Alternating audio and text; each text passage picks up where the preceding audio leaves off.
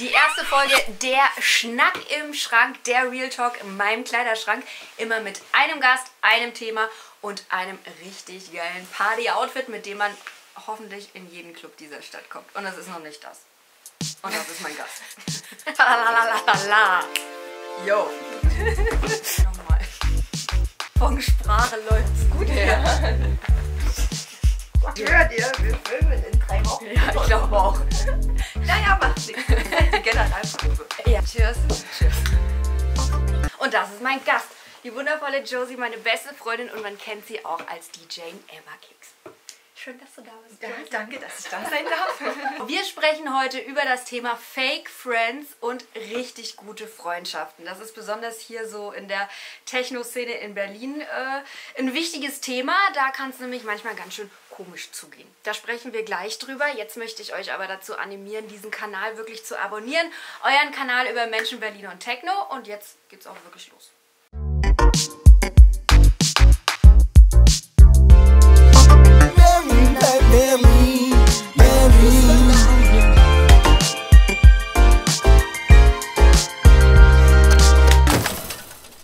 Also ich bin Josie, ich bin 31 Jahre alt, komme eigentlich aus Thüringen und wohne jetzt seit 3 Jahren in Berlin. Und ich glaube vor 2,5 oder 2 haben wir uns kennengelernt. Du kanntest meinen Freund schon, ja, und dann haben wir uns einfach mal zum Essen verabredet und seitdem so hier. Ja. Viele kennen mich vielleicht eher als unter dem Namen Emma Keks, seitdem ich jetzt so auch seit 2,5, 3 Jahren ungefähr so ein bisschen auflege. Und ja, das ist unsere gemeinsame Leidenschaft, würde ich sagen. Und so hängen wir halt auch relativ viel ab. Ich habe vorhin mal bei Google eingegeben, einfach den Hashtag Freundschaft. 6.240.000, wie nennt man das?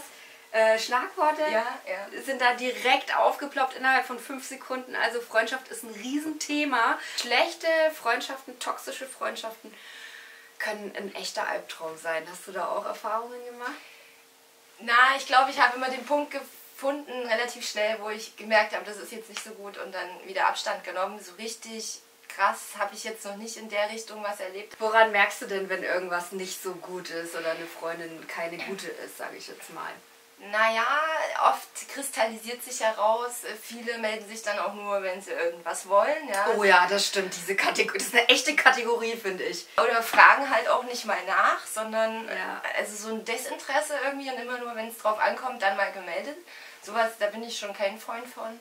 Wobei ich sagen muss, ich bin auch, was Freundschaften angeht und jemanden kennenlernt, eher so, die sich ein bisschen im Hintergrund hält und da erstmal guckt. Ich habe ganz viele Menschen in meinem Leben kennengelernt, die nur über ihre Probleme reden. Also permanent. Und das ist wirklich echtes Gift. Oder Freunde, die dich immer zu kritisieren.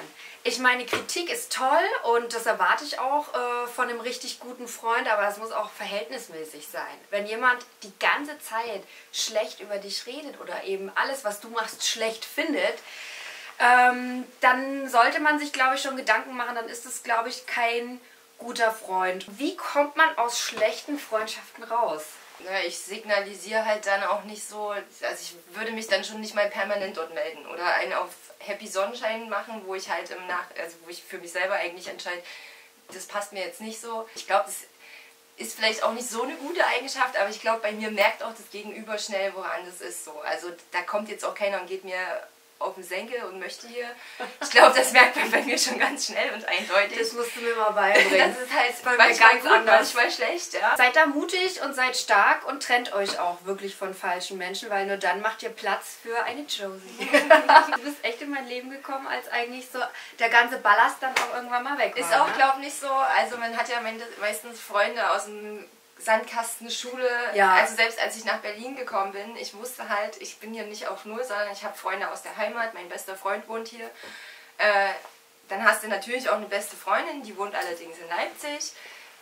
Aber mehr Leute auch nicht. Und ich hatte auch nicht gedacht, dass ich in dem Alter nochmal jemanden kennenlerne. Das klingt vielleicht jetzt völlig beknackt, aber was nicht nur oberflächlich ist, sondern auch von Herzen kommt und wo ich weiß, es ist auch jemand hier in Berlin. Kussi auf Bauchi an alle. Ich will ein Glückspärchen sein. Okay, machen wir weiter, weil dieser Kanal geht ja um Menschen, Berlin und Techno. Das finde ich nämlich ist auch sehr spannend, gerade wenn man hier viel klubben geht. Du hast so viele Menschen, die dich innerhalb von 5 Minuten gleich mit Schatz, mit Hase, mit was weiß ich, finde ich immer total befremdlich betiteln, ja. Die Menschen tun so, als wäre man schon 3 Jahre befreundet. Wie gehst du damit um? Also es kommt drauf an, in welchen Pegel ich habe, möchte ich mal sagen, ja. Wenn sie jetzt so ganz überschwänglich bist an dem Abend, mache ich das schon mal mit. Immer mit dem Wink im Hinterkopf, das ist jetzt gerade lustig und verlass dich da nicht auf, sage ich. Es gibt so viele Menschen, die reden ganz viel an dem Abend, ja, und versprechen dir am Ende noch Sachen. Also gerade jetzt durch das Auflegen habe ich das so ein bisschen mitgekriegt, wie viele auf dich zukommen und wer alles was zu sagen haben möchte und dir irgendwas verspricht. Also da muss man wirklich realistisch sein und sich selber auch immer wieder vor Augen halten. Hier sind ganz viele, die möchten alle ganz viel, aber es ist ungefähr, weiß ich nicht, 10% von dem darfst du Glauben schenken und da auch drauf reagieren. Gott, was habe ich schon alles gehört?